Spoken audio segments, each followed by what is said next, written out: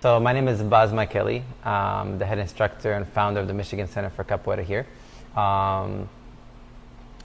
That's who I am. I've been doing Capoeira for over 22 years. I just got promoted to a first degree master. You asked a hard question, what is Capoeira? Well, the reason I say it's a hard question is because it's everything. You know, it's like the official term that we use for advertisements and how we explain it simply to people. It's an Afro-Brazilian art form that combines elements of combat, martial arts, acrobatics, dance, music, and culture into a game. That's how I generally, in a big, wide, very vague explanation, describe Capoeira. That make sense? Yes. If we go into the more details of it,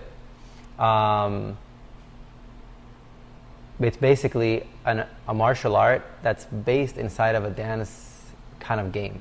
So when you look from the side, it looks like two people are just dancing and having a good time. But if you actually start to analyze the movements, there is a combative aspect to it. Some groups have a tendency to really go into the full contact. Some groups are kind of very soft contact, and some groups don't have contact at all. The idea is kind of like a game of chess, where you never want to have a checkmate, if that makes sense. I always want to go I want to get to a check, check, check. So if I compare it to, for example, to jiu-jitsu, where you have a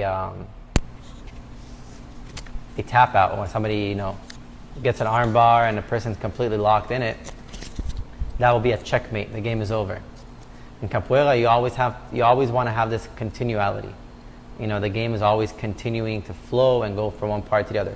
There are some tags, there are some takedowns, but it's never to a point where you have to completely restart the game, right? And that's kind of the lineage and not lineage, that's the philosophy that I teach here. That it's a game that teaches you how to deal with life, deal with personal relationship situations, work relationships. All of the life aspects come into a game. So you have an art form that teaches you a little bit of combative skills, a lot of social skills, dance skills, communication skills, and all these skills eventually can be applied to any different aspect of your life. So that's why when you describe Capoeira, it's very, very, I can be here for hours talking about different aspects and avenues of it. Does that make sense? Yeah, absolutely. And it's really cool. It's a really, really cool art form. A couple of those points in there. One, you said that you never want to get to checkmate. So if you liken the interaction between two players, is that what they're called? Yeah. Players. So between two players, and I'm comparing this to other martial arts right now, whether that's fair or not. But if in another martial art you would say absolutely get to checkmate, right? That's how you win. Yeah. So why is that an important aspect of what you teach in Capoeira? Because we're not here to win. We're here to create a connection, a communication between two individuals. So a couple of ways you can look at it. Let me give you a couple of examples.